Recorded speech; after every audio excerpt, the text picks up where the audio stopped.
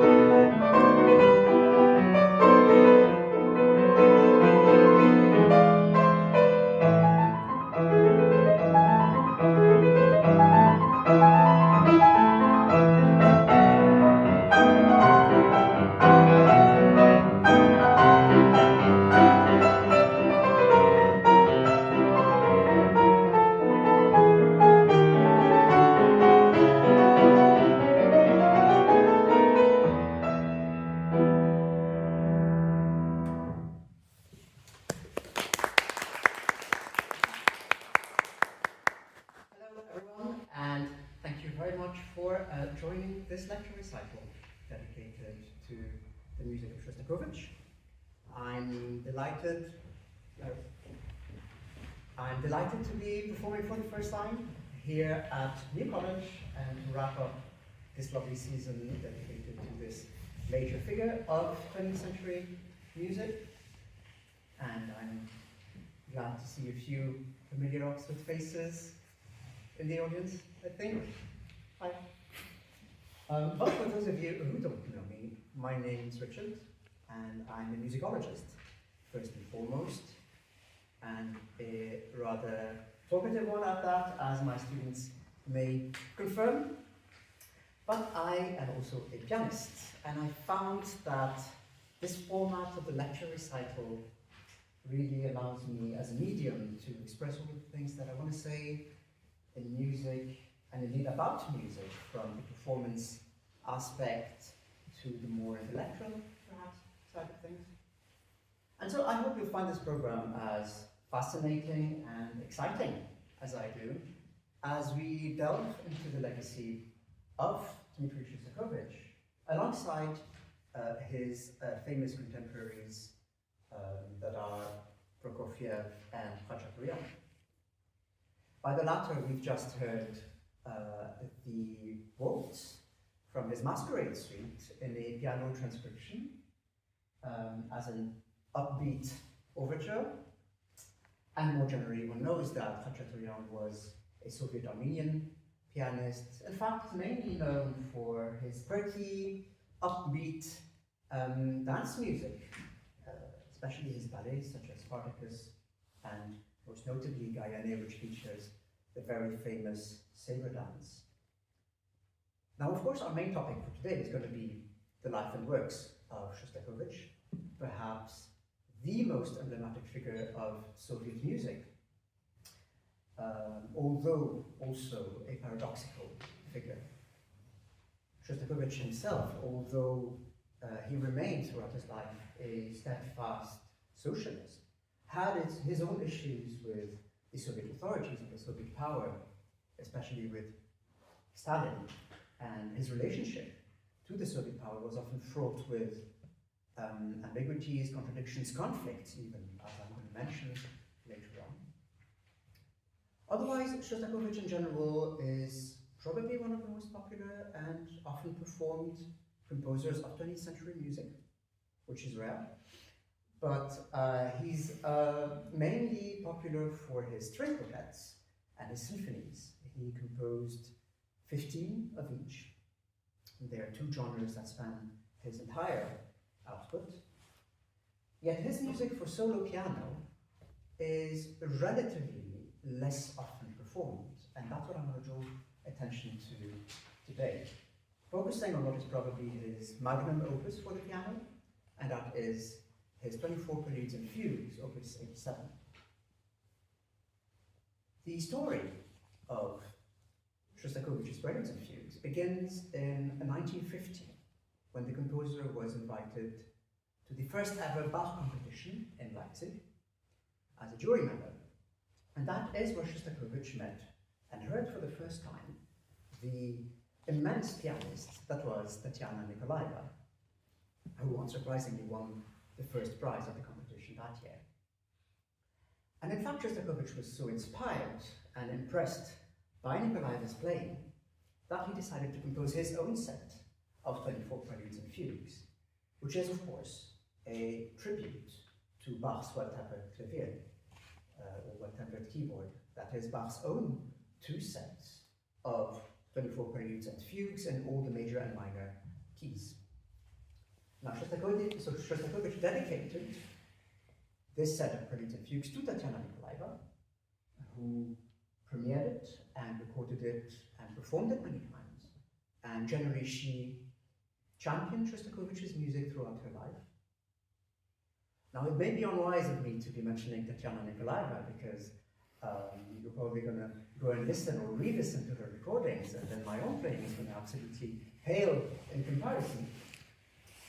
But of course, I'm not here to compare myself to this giant of 20th century piano. But what I'm going to do today is look at and play three of those Preludes and Fugues that I think are representative of Shostakovich's sound world. Of course, I'm not going to play the entire opus, that's huge. I'm going to pick three of them, starting with the Prelude and Fugue in C major, which is the one that opens, actually, the cycle. And I think it's emblematic of what we call a neoclassical tendency in Shostakovich's works from this period, with its use of tonal harmonies, and exploration of classical forms. And indeed, I think the Prelude itself is a rather smooth, a gentle introduction to the later dazzling harmonic excursions of the cycle, with its simple, repetitive chordal patterns in C major.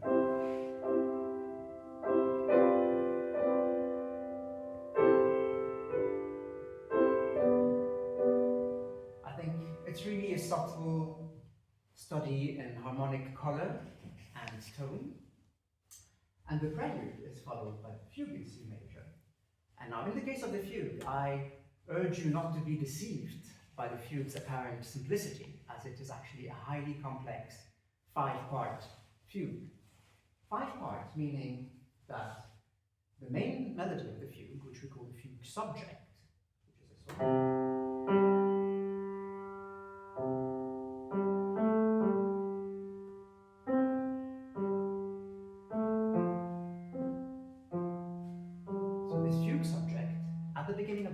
is going to enter 5 times, which means that we're going to have 5 continuous overlapping melodic lines throughout the piece, sometimes appearing in the upper register, sometimes in the bass, or even trickier, in the middle voices between the 2 hands, which obviously makes for a very dense and complex polyphonic texture.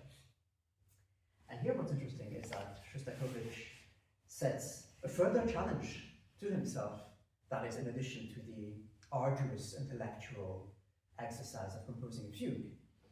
And the fact is that this fugue is totally diatonic, meaning that it has no sharps, no flats, no modulations whatsoever, which partly accounts for the piece's impression of limpidity, of clarity. Now, bearing all this in mind, I'm going to play this Prelude Fugue in C major by Shostakovich, after which I'll be back with more comments and more Prelude and Fugues.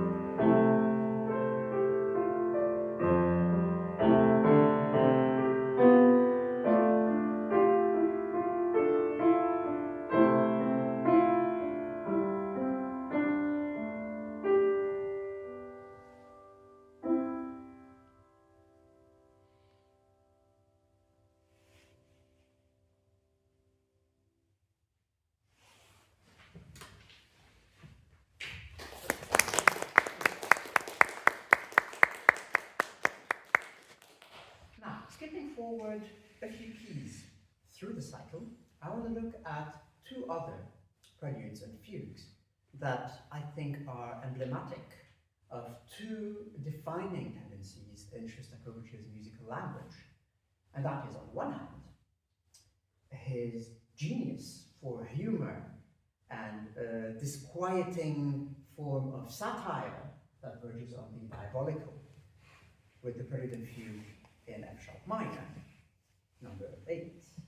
And on the other hand, the composer's sense of pathos and tragedy, and that is with the Prelude and Fugue number 14 in the dark and brooding tonality of E flat minor. Starting with the F-sharp minor Prelude, it is really characteristic of Shostakovich's humorous vein, and it's a sort of grotesque march movement.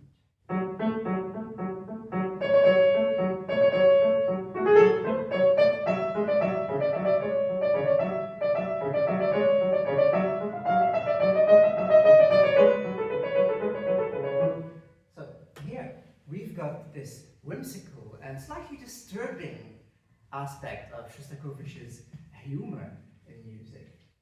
And in fact, in the probably most dogmatic years of Stalin's reign, this was perceived by Soviet authorities as a dangerous eccentricity, as a sort of threat in terms of musical style.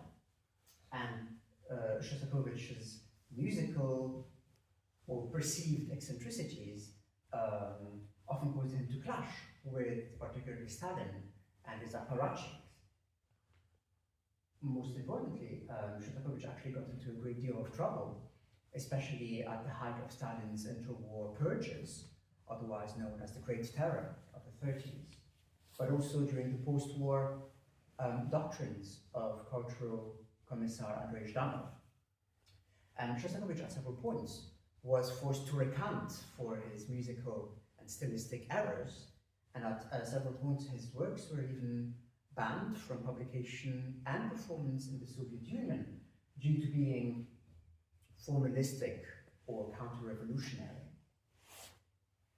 Now, the fugue that follows is different in the sense that it is more on the plaintive mode, with the subject pervaded through and through with sign motifs and chromaticism that makes it, at the time, very expressive, but also kind of mournful in its dissonance.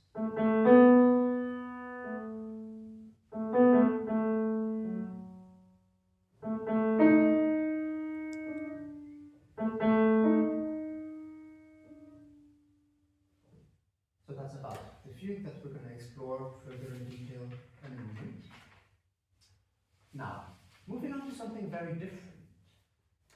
The Prelude number 14 in E flat minor is really emblematic of Shostakovich's high pathos and sense of tragedy.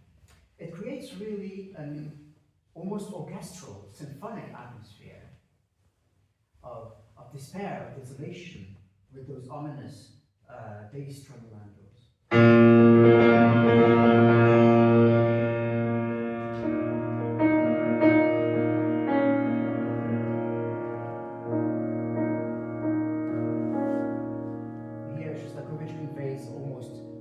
Of an orchestral writing for piano, reminiscent of his symphonies. And in fact, speaking of tragedy, Shostakovich himself, let's not forget, witnessed some of the most tragic events of 20th century history, especially during World War II. And of course, I'm thinking of the siege of Leningrad by the Nazi armies in 1941. Now, Shostakovich was actually trapped inside the besieged city of Leningrad, which was the city of his birth, at first, before being evacuated with a number of other important cultural figures. But the city remained under siege for nearly 3 years and faced brutal wartime conditions, famine, and very harsh winters. Now, the interesting story is that after being evacuated, Shostakovich completed his 7th symphony, which he then dedicated to the still besieged inhabitants of Leningrad. And it is now known actually as his Leningrad Symphony.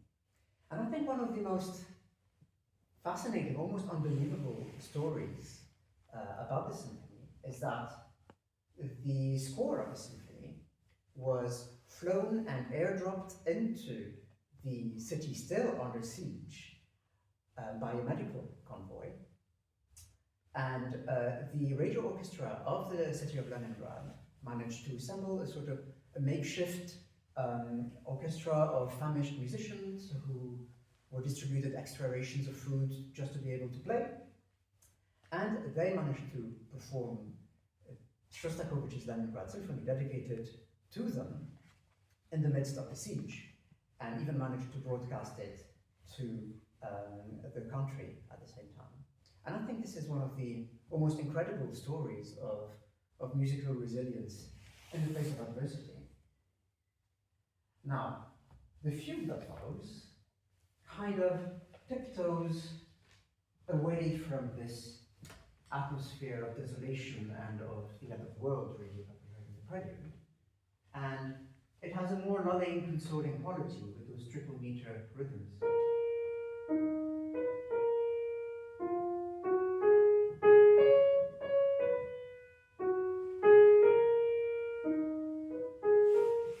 Now, strangely enough, the fugue is still in E flat minor, it's still in the minor mode, but it offers a certain respite from the tragedy of the prelude.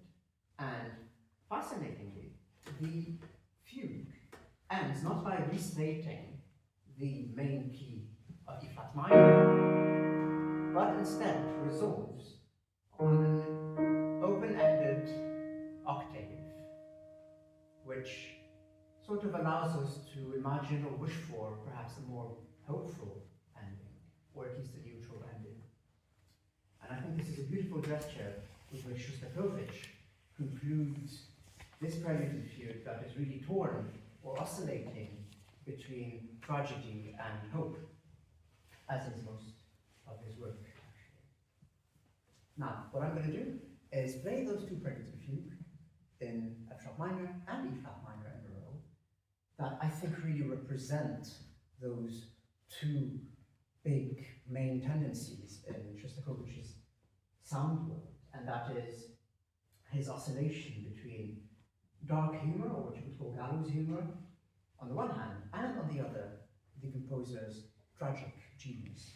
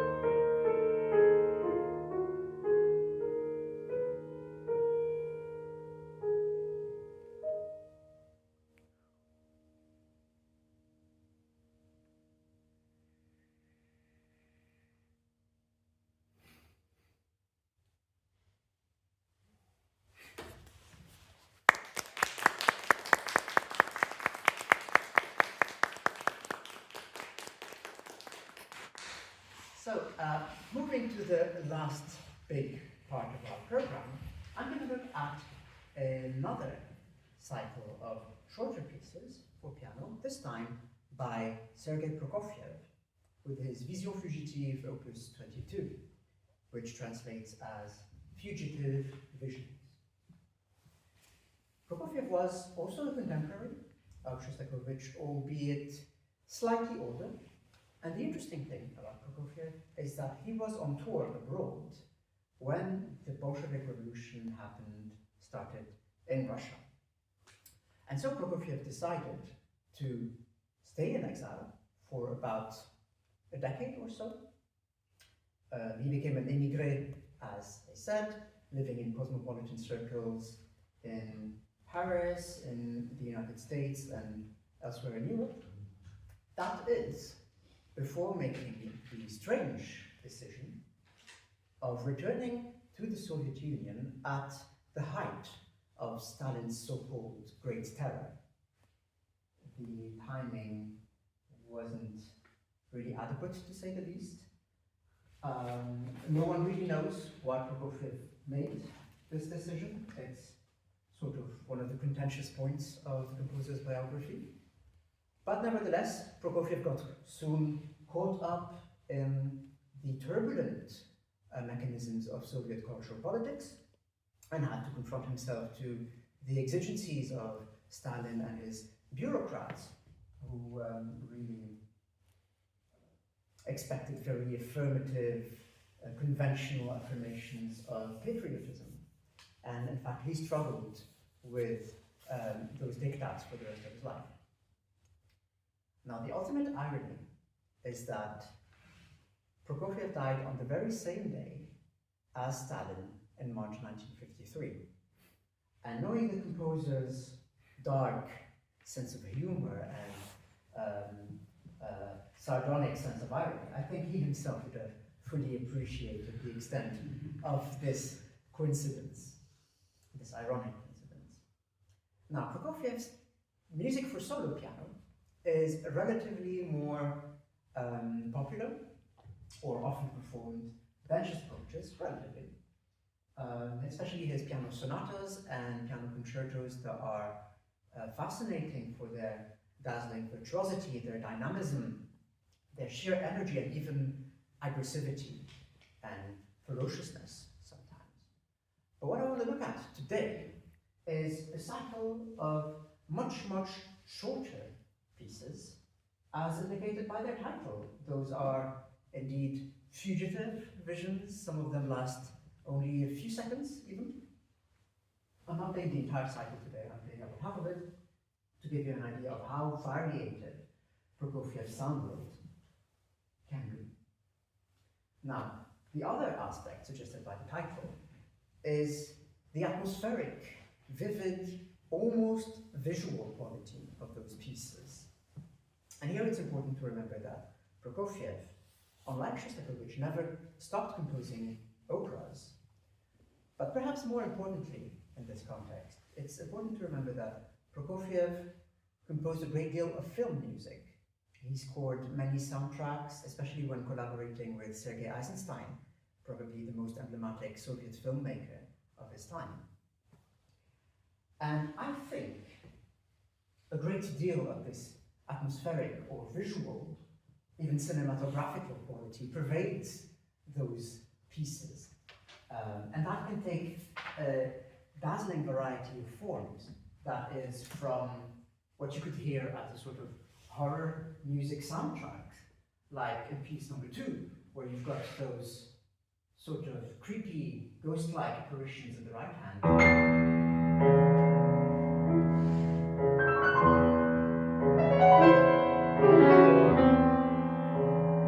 I think that kind of figure wouldn't be out of place in a sort of horror film or film noir of the period, imagine Nosferatu or something, I don't know. But also takes the form of very whimsical, comical characteristic pieces. It's important to remember that Prokofiev himself was a master of irony, of a diabolical sort, very often. And this shows in many pieces, and in many ways. I think a good example is piece number 10, which is actually marked ridiculosamente, or ridiculously. And indeed, it is a sort of cartoonish march.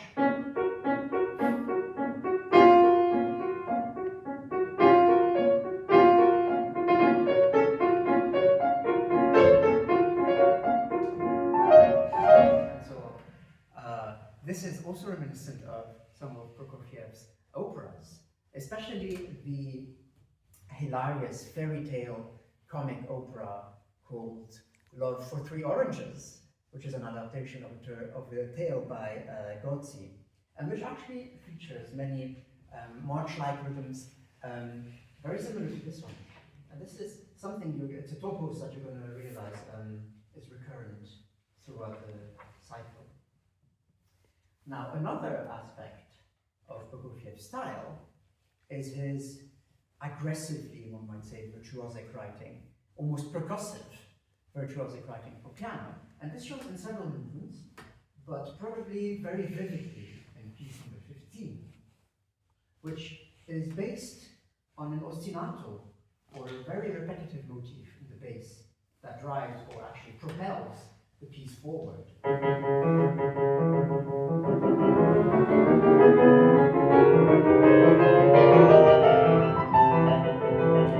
Here we've got the impression of an engine rushing forward. Prokofiev writes here for the piano as often almost as a percussion instrument, and we've got this whole aesthetic of machinery in pure Soviet or futuristic fashion. And that is kind of a trademark of Prokofiev's style. Honestly, I could go on talking about those pieces for hours, but I'm just giving you those hints to encourage you to give free rein to your imagination as we listen to those extremely vivid, as I said, almost visual pieces. One beautiful moment actually of the cycle is the very ending. Just like the opening movement that we're also going to hear, the closing movement is a sort of stretched out, long, slow movement marked lento y realmente, meaning slow and unreal. And it's a sort of spaced out atmospheric movement with those long pedals and bass pedal points.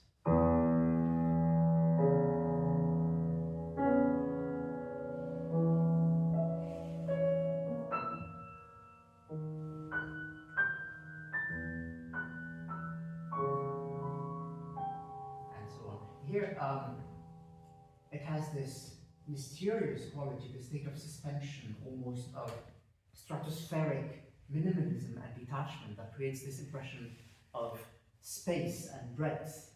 And I think it's a beautiful way for Prokofiev to mysteriously conclude such a variated cycle. And for us, I think it's a poetic and dreamy way to conclude our evening together later at the end of this cycle. So I encourage you to bear all of this in mind and give free rein to your imagination as we delve into the fascinating, colorful, and sometimes disquieting sound world of Prokofiev's Fugitive Visions.